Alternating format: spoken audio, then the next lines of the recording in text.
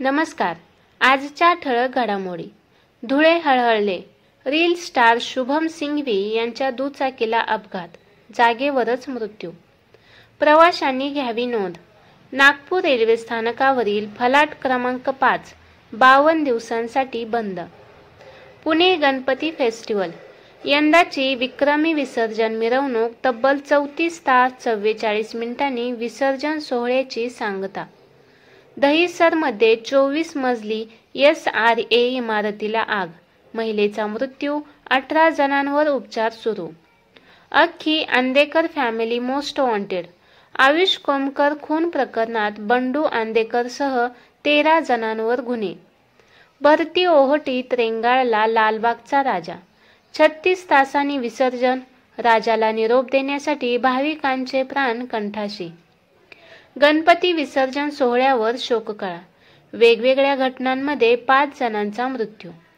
विसर्जनाचं कंत्राट गुजरातला दिलं. कोळी बांधवांचा लालबाग मंडळावर गंभीर आरोप. गुजरातमधील पंचमहल येथे मोठा अपघात. पावागडमध्ये रोपवे कोसळला आणि 6 जणांचा मृत्यू. ओबीसीचा महामोर्चा काढणार, 2 पातळ्यांवर लढणार, काँग्रेस नेते विजय वडेट्टीवार यांचा निर्धार. मराठा आरक्षणासाठी आत्महत्या केलेल्या व्यक्तींच्या वारसांना सीएम सहायता निधीतून प्रत्येकी 10 लाखांची मदत मंजूर. पुरंदरच्या शिक्षण विभागाचा अजब कारभार. कार्यशाळेच्या नावाखाली कागदोपत्री फार्स. रामायण केवळ कथा नाही तर धर्म, जीवन जगण्याची कला. मोरारी बापू. पंजाब. आभाळ फाटलं, पुराचा वेढा. पंतप्रधान मोदी करणार पंजाबचा दौरा. 2000 गावं पाण्याखाली आणि 46 मृत्यू.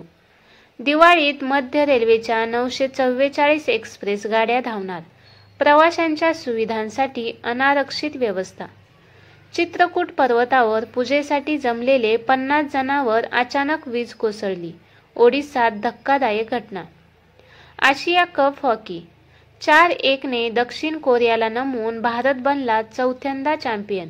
वर्ल्ड कपसाठी झाला क्वालिफाय. शासकीय खरेदी केंद्र सुरू करण्याची स्वतंत्र भारत पक्ष शेतकरी संघटनाची मुख्यमंत्री फडणवीस यांच्याकडे आग्रही मागणी.